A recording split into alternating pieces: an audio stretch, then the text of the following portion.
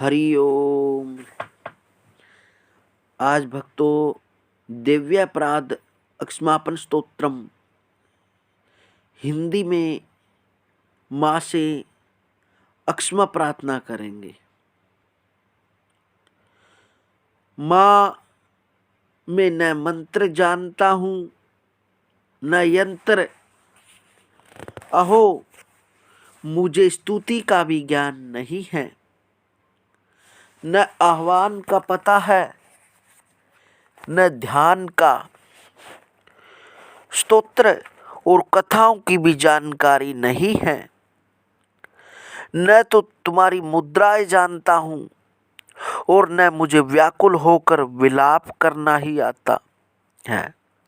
परंतु एक बात जानता हूँ, केवल तुम्हारा अनुसरण, तुम्हारे पीछे चलना, जो कि सब क्लेशों का, समस्त दुख विपत्तियों को हर लेने वाला है, सबका उद्धार करने वाली कल्याणमयी माता। मैं पूजा की विधि नहीं जानता, मेरे पास धन का भी अभाव है, मैं स्वभाव से भी आलसी हूँ तथा मुझे ठीक ठीक पूजा का संपादन हो भी नहीं सकता। इन सब कारणों से तुम्हारे चरणों की सेवा में जो त्रुटि हो गई है मुझे अक्षमा करना, क्योंकि कुपुत्र का होना संभव है किंतु कहीं भी कुमाता नहीं हो सकती।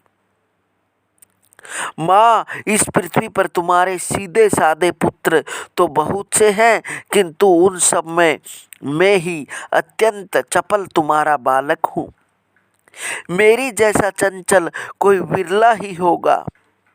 सिवाय मेरा जो यह त्याग हुआ है, ये तुम्हारे लिए कदापि उचित नहीं है, क्योंकि संसार में कुपुत्र का होना संभव है किंतु कहीं भी कुमाता नहीं होती। जगदम्ब माता, मैं तुम्हारे चरणों की सेवा कभी नहीं की।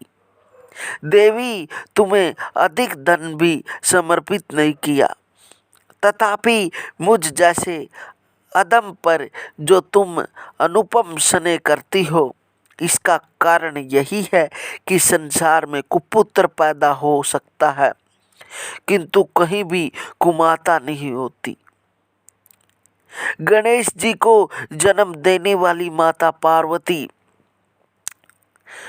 मुझे नाना प्रकार की सेवा में व्यग्र रहना पड़ता था, इसलिए 85 वर्ष से अधिक अवस्था बीत जाने पर मैंने देवताओं को छोड़ दिया है।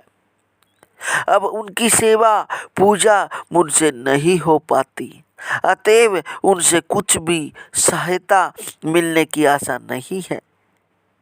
इस समय यदि तुम्हारी कृपा नहीं होगी तो मैं अवलंब रहित होकर किसकी शरण में जाऊं। माँ, माता अपर्णा, तुम्हारे मंत्र का एक अक्षर भी कान में पड़ जाए तो उसका फल यह होता है कि मूर्ख चांडाल भी मधु पाक के समान मधुर वाणी का उच्चारण करने वाला उत्तम वक्ता हो जाता है, उत्तम वक्ता हो जाता है। दीन मनुष्य भी करोड़ों स्वर्ण मुद्राओं से संपन्न हो चिरकाल तर निर्भय विहार करता रहता है। जब मंत्र के एक अक्षर के श्रवण का ऐसा फल है तो जो लोग विधि पूर्वक जप में लगे रहते हैं उनके जप से प्राप्त होने वाला उत्तम फल कैसा होगा, इसको कौन मनुष्य जान सकता है।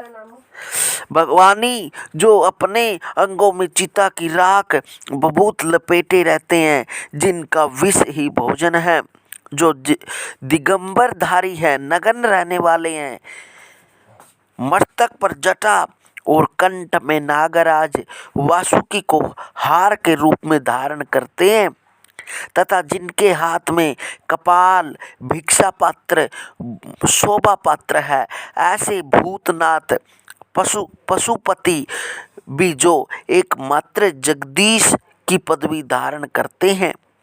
इसका क्या कारण है? यह महत्व उन्हें कैसे मिला? यह केवल तुम्हारे पाणी ग्रहण की परिपाटी का फल है। तुम्हारे साथ विवाह होने से ही उनका महत्व बढ़ गया है। मुख में चंद्रमा की शोभा धारण करने वाली माँ, मुझे मोक्ष की इच्छा नहीं है, संसार के वैभव की भी अभिलाषा नहीं है, न विज्ञान की अपेक्षा है, न सुख की आकांक्षा है। अतः तुमसे मेरी यह याचना है कि मेरा जन्म मृडानी, रुद्राणी, शिव शिव, भवानी इन नामों का जप करते हुए बीते। माँ श्यामा, नाना प्रकार की पूजन सामग्रियों से कभी विधि पूर्वक तुम्हारी आराधना मुझसे न हो सकी। सदा कठोर भाव का चिंतन करने वाली मेरी वाणी ने कौन सा अपराध नहीं किया है। फिर भी तुम स्वयं ही प्रयत्न करके मुझ अनाथ पर जो किंचित कृपा दृष्टि रखती हो, माँ यह तुम्हारे ही योग्य है। तुम्हारी जैसी दयामयी माता ही मेरे जैसे कुपुत्रों को भी आश्रय दे सकती है। माता दुर्गे, करुणा सिंधु महेश्वरी, मैं विपत्तियों में फंसकर आज जो तुम्हारा समन करता हूँ, पहले कभी नहीं करता रहा। इसे मेरी सठता न मान लेना, क्योंकि भूख प्यास से पीड़ित बालक माता का ही स्मरण करते रहते हैं। जगदम्ब, मुझ पर जो तुम्हारी पूर्ण कृपा बनी हुई है, इसमें आश्चर्य की कौन सी बात है। पुत्र अपराध पर अपराध क्यों न करता जाता हो, फिर भी माता उसकी अपेक्षा नहीं करती। माँ देवी, मेरे समान कोई पातकी नहीं है और तुम्हारे समान दूसरी कोई पापारणी नहीं है। ऐसा जानकर जो उचित जान पड़े वह करो। हरिओम हरिओम।